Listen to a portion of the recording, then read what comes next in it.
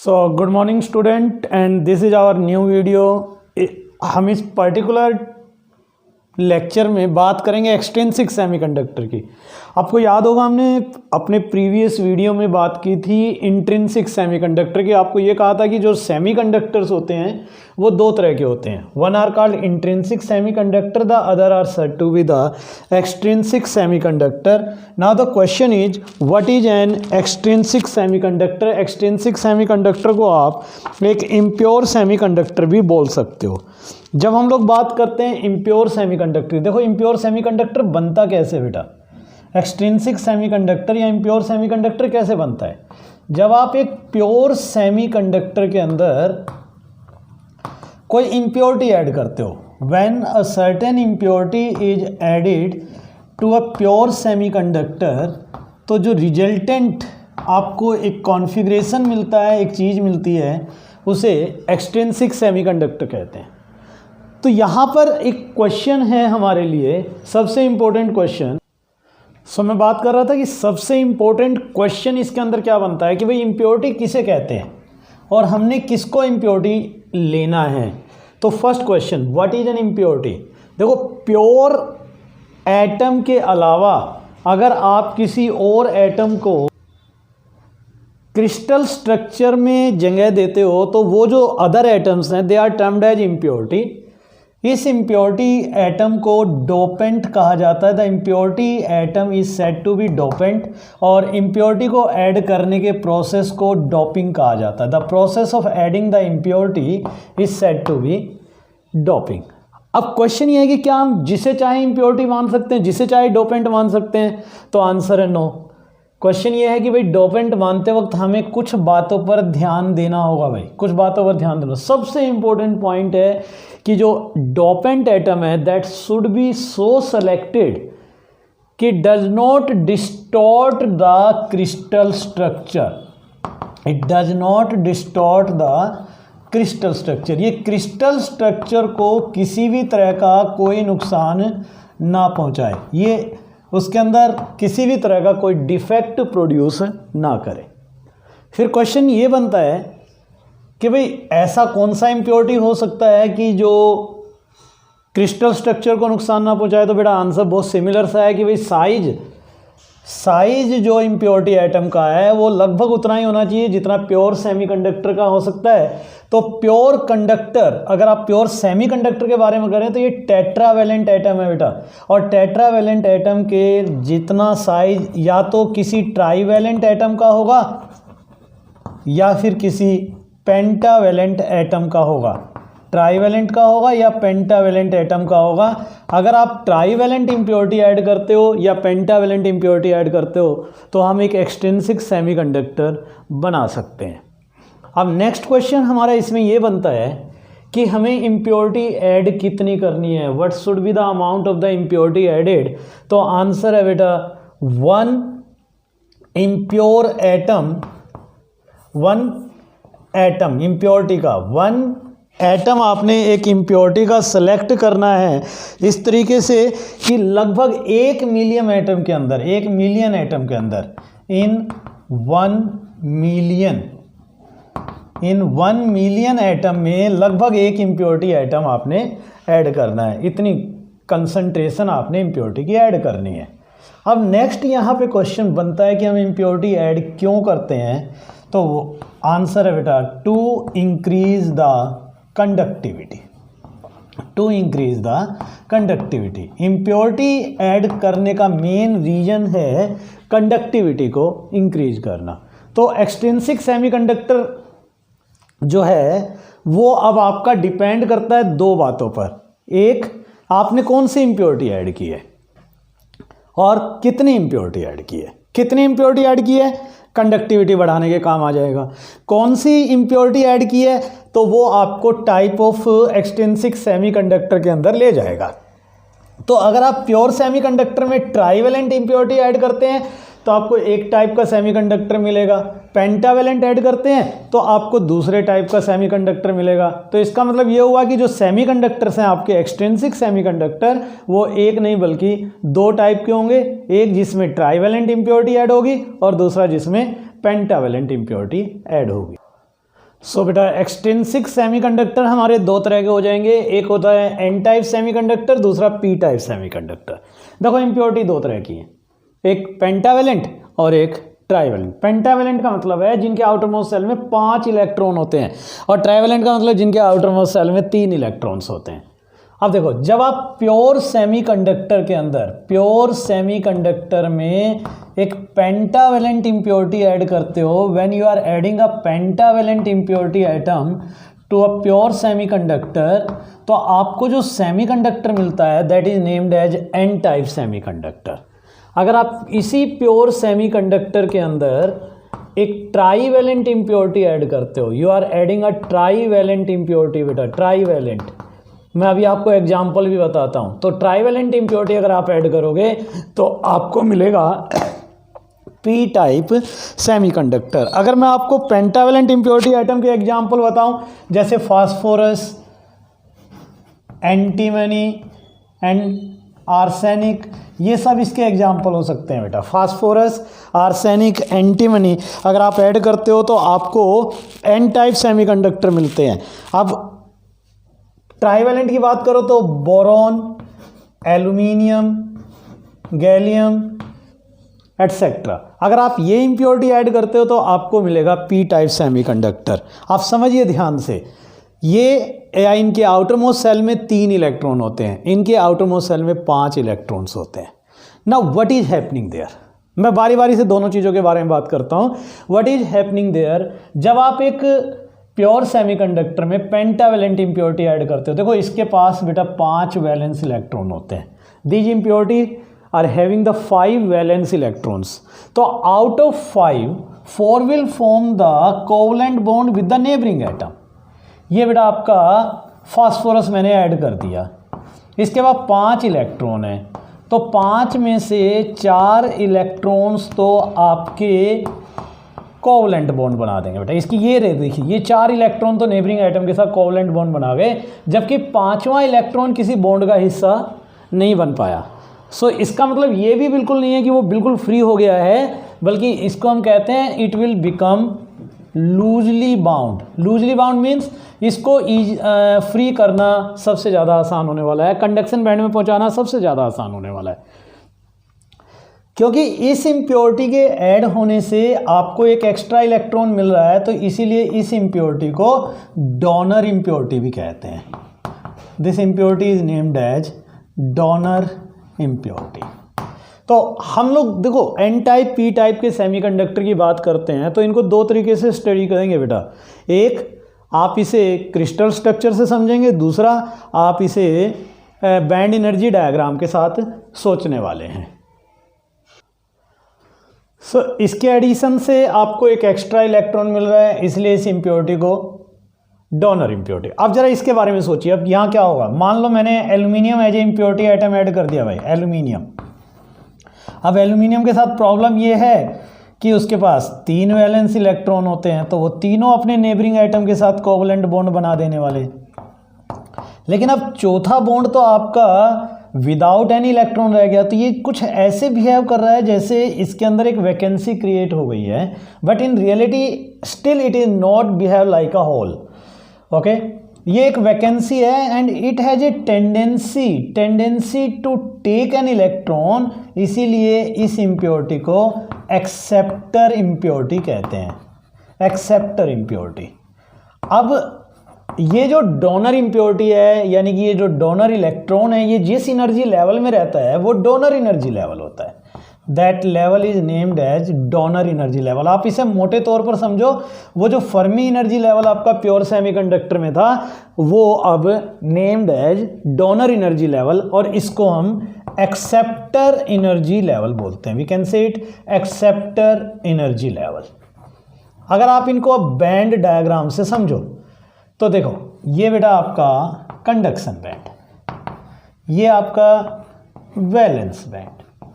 Pure semiconductor में आपका Fermi energy level यहाँ पर कहीं था, लेकिन अब इसमें जो डोनर एनर्जी लेवल है आपका वो यहाँ शिफ्ट हो गया, थोड़ा ऊपर की तरफ शिफ्ट हो गया बेटा यहाँ से। तो ये जो 5वें इलेक्ट्रॉन्स हैं वो इन डोनर एनर्जी लेवल के अंदर पड़े हुए हैं, ये इलेक्ट्रॉन इसके अंदर पड़े हुए हैं। जबकि इस केस में अगर आप बैंड एनर्जी डायग्राम को समझो तो ये आपका हुआ कंडक्शन बैंड, ये हुआ वैलेंस बैंड, और अगर आप फर्मी एनर्जी लेवल सोचे तो यहाँ पर, तो आपका एक्सेप्टर एनर्जी लेवल यहाँ है, ये एक्सेप्टर एनर्जी लेवल हो गया आपका। जुटोगे? तो जो वैकेंसीज हैं एक तरीके से वो इमेजिन करो कि भाई यहाँ कहीं होने वाली हैं या हो जाने वाली हैं। रियलिटी में अभी यहाँ कुछ है नहीं। ओके, तो अब नाउ व्हाट इज हैपनिंग, आगे फर्दर सोचिए क्या होने वाला है। जब आप एनर्जी देते हो भाई, एनर्जी देते हो, तो ये जो इलेक्ट्रॉन वैलेंस बैंड में है, ये इलेक्ट्रॉन तो बेटा कंडक्शन बैंड में पहुंच गए एनर्जी गेन करने के बाद, और साथ में ये जो लूजली बाउंड इलेक्ट्रॉन है ये भी कंडक्शन बैंड का पार्ट बन जाएंगे। और आप अगर ध्यान से सोचो तो आपके पास कंडक्शन बैंड में, देखो डायग्राम के समझिए आप, कंडक्शन बैंड में अब 6 इलेक्ट्रॉन हो गए, जबकि वैकेंसी तो बेटा यही क्रिएट हुई है, वैकेंसी उतनी ही उतनी है 3 जितनी पहले प्योर सेमीकंडक्टर के अंदर बनती थी। तो आप ये कह सकते हो कि जब हम एन टाइप सेमीकंडक्टर के अंदर एनर्जी प्रोवाइड करते हैं, इलेक्ट्रॉन एनर्जी गेन करके वैलेंस बैंड से कंडक्शन बैंड में पहुंचते हैं, और साथ ही साथ जो डोनर एनर्जी लेवल के इलेक्ट्रॉन्स हैं वो भी कंडक्शन बैंड में पहुंच जाते हैं। इस तरह से आप देखोगे यहाँ कंडक्शन बैंड में इलेक्ट्रॉन ज़्यादा हो गए, जबकि वैलेंस बैंड में होल अब भी उतने ही जितने प्योर सेमीकंडक्टर के केस में जनरेट होते थे ट्रांसफ़र होने की वजह से। तो एक तरह से आप देखोगे कि यहाँ इलेक्ट्रॉन डेंसिटी ज़्यादा हो गई है होल डेंसिटी से, इलेक्ट्रॉन डेंसिटी होल डेंसिटी से ज़्यादा हो गई है। तो इसका मतलब ये हुआ कि जब NeNH से ज़्यादा है तो बहुत सिंपल सी बात है बेटा कि जो करंट है वो इलेक्ट्रॉन की वजह से ज़्यादा बनने वाला है। सो यहाँ पर इलेक्ट्रॉन एक मेजॉरिटी चार्ज कैरियर की तरह काम करता है। मेजॉरिटी चार्ज कैरियर का मतलब होता है एक ऐसा पार्टिकल जो ज़्यादा करंट को कंट्रीब्यूट करे। तो एन टाइप सेमीकंडक्टर के अंदर ज़्यादा करंट इलेक्ट्रॉन की वजह से होता है, इसीलिए इलेक्ट्रॉन पे क्योंकि नेगेटिव चार्ज होता है इसीलिए हम इसे एन टाइप सेमीकंडक्टर कहते हैं। अब जरा यहाँ सोचे, यहाँ क्या होगा, इलेक्ट्रॉन देखो एनर्जी गेन करके वैलेंस बैंड से कंडक्शन बैंड में पहुंच रहे हैं एज यूजुअल, जैसे आपका एक प्योर सेमीकंडक्टर के अंदर होता है। लेकिन कुछ इलेक्ट्रॉन्स ये जो वैकेंसी यहाँ बन गई थी इनको फिल करने के लिए भी पहुंच जाते हैं। इस तरह से आप देखोगे कि वैलेंस बैंड में होल्स बढ़ गए भाई, जबकि इलेक्ट्रॉन कंडक्शन बैंड में इस बार उतने ही रहे जितने प्योर सेमीकंडक्टर के अंदर थे। इट मीन्स यहाँ इलेक्ट्रॉन का नंबर कम और होल का नंबर ज़्यादा होने वाला है। तो ज़्यादा करंट होल की वजह से बनेगा, इसीलिए हम इसे पी टाइप सेमीकंडक्टर कहते हैं, क्योंकि यहाँ मेजॉरिटी चार्ज कैरियर होल है, hole being a positive charge particle. तो P stands for positive, means एक ऐसा सेमीकंडक्टर जिसमें पॉजिटिव पार्टिकल्स एक मेजॉरिटी चार्ज कैरियर यानी कि ज़्यादा करंट में कंट्रीब्यूशन दे रहे हैं as compare to a negative particle. So बेटा मैं एक बार दोबारा से आपको देखिए, अगर आपको एग्जाम में इन्हें लिखना पड़े तो आप इनको कैसे लिखोगे, ज़रा समझने वाली चीज़ है। मैं सपोज करो मेरे पास क्वेश्चन आता है N type semiconductor, what is a N type semiconductor, तो मैं सारे को समराइज कर रहा हूँ। A semiconductor which is obtained with the addition of a pentavalent impurity atom like phosphorus, arsenic, antimony etcetera. When a pentavalent impurity atom is added to a pure semiconductor, pentavalent impurity have 5 valence electron. Out of 5, 4 will form the covalent bond with the neighboring atom, while the 5th electron become loosely bound. Because this impurity has a tendency to provide an electron, इसीलिए so that is why it is called donor impurity, and this particular electron will lie in the donor energy level which is closely to the conduction band. So the electron by gaining the energy reaching from valence band to conduction band as well as from this donor energy level to conduction band, and the number of electron means the electron density in the conduction band increases.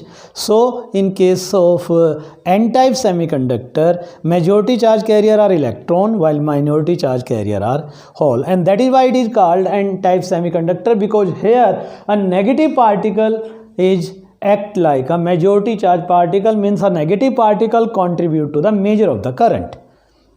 Similarly अगर हम P type semiconductor की बात करते हैं तो P type semiconductor कैसे लिखोगे आप, जब आप एक प्योर सेमीकंडक्टर के अंदर एक ट्राईवैलेंट इम्प्योरिटी ऐड करते हो, when a trivalent impurity atom like boron, aluminium, gallium etcetera are added to the pure semiconductor, semiconductor obtained is named as p-type semiconductor. A trivalent impurity have the 3 valence electron, so all the 3 valence electron form the covalent bond with the neighboring atom, while the 4th electron have a vacancy, incomplete, so it has a tendency to accept an electron, that is why it is named as acceptor impurity.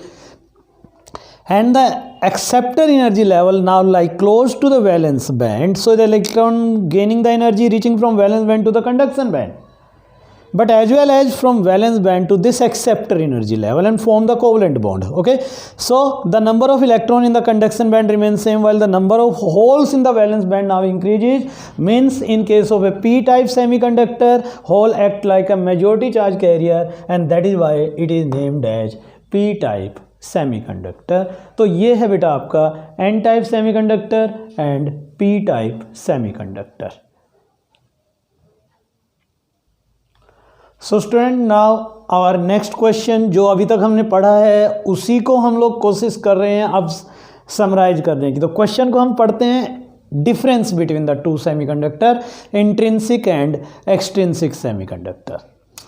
अगर आपसे बात करूं intrinsic semiconductor, तो आप कहते हो पहली बात बेटा ये वो सेमीकंडक्टर है in which no impurity is added.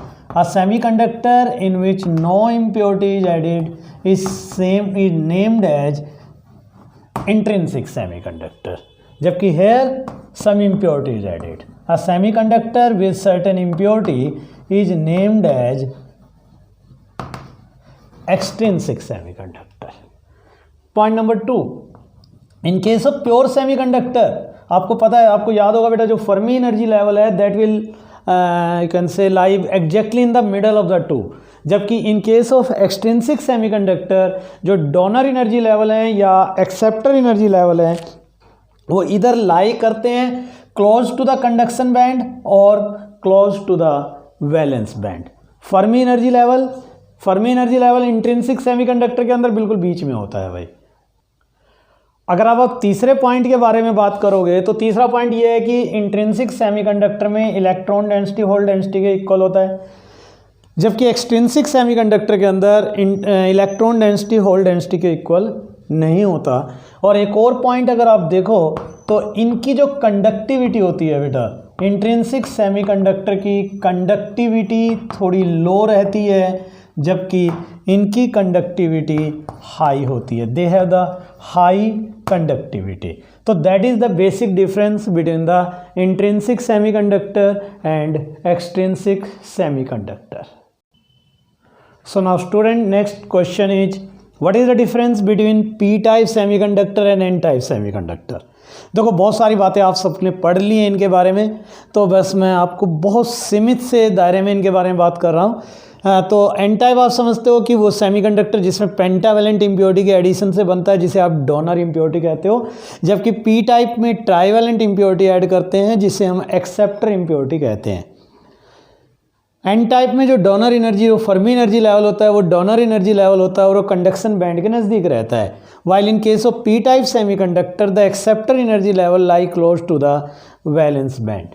तीसरा पॉइंट आप समझ सकते हो बेटा, एन टाइप के अंदर इलेक्ट्रॉन डेंसिटी होल डेंसिटी से बहुत ज़्यादा होती है, जबकि इस केस में अगर आप बात करो तो होल डेंसिटी इलेक्ट्रॉन डेंसिटी से ज़्यादा होती है.